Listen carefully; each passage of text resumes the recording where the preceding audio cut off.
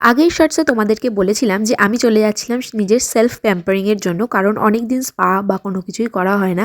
সেই কারণে যাচ্ছিলাম স্যালনে গিয়ে প্রথমে আমি হেয়ার ওয়াশ করে নিই, এরপরে আমি স্পা করিয়ে নিয়ে হেয়ারটাকে ভালো করে স্ট্রেট করে নিয়েছিলাম, করে চলে এসেছিলাম বাড়িতে। আর খাওয়া দাওয়া করে নিয়েছিলাম তাড়াতাড়ি করে। তার কারণ হচ্ছে আমার এই নেল এক্সটেনশন। আমার অনেক দিনের ইচ্ছা ছিল যে আমি নিজের হাতে নেল এক্সটেনশন এবং নেল আর্ট করাবো, কোনো দিন করা হয়নি কারণ আমার নিজের নেলটাই অনেকটা বড়। কিন্তু সবার একটা ইচ্ছা থাকে, সেটাও আমার ছিল যে আমি একটা নেল এক্সটেনশন করাবো। সেই কারণে নেল এক্সটেনশন করছি। আর কেন করছি তার একমাত্র কারণ, আমরা যাচ্ছিলাম সবাই মিলে ঘুরতে।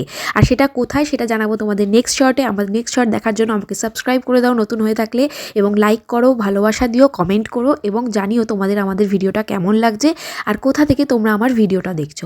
তো এখানে আমি নেল এক্সটেনশন করতে বসে পড়েছি। ততক্ষণ পর্যন্ত সমস্ত কিছু ঠিক ছিল যতক্ষণ আমার নেল এক্সটেনশনটা চলছিল। কিন্তু আমার নেলে একটা এই সমস্যা হয়ে যায় এক্সটেনশন করানোয়। জানি না সেটা সবার তোমাদের হয় কিনা, যারা যারা নেল এক্সটেনশন এতদিন করেছো।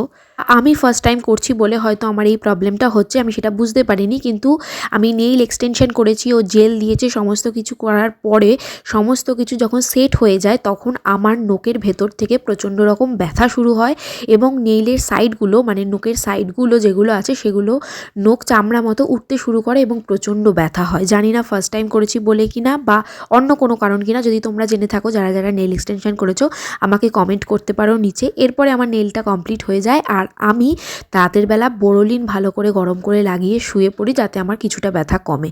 কিন্তু নেলগুলো দেখতে আমার বেশ পছন্দ হয়েছিল এবং ভালোও লেগেছিল আর খুব সুন্দরও লাগছিল। তো চলো নেক্সট শর্টস আসছে খুব তাড়াতাড়ি, আর কোথায় গেছিলাম সেটাও রিভিল করবো নেক্সট শর্টে। আজকের মতো বাই।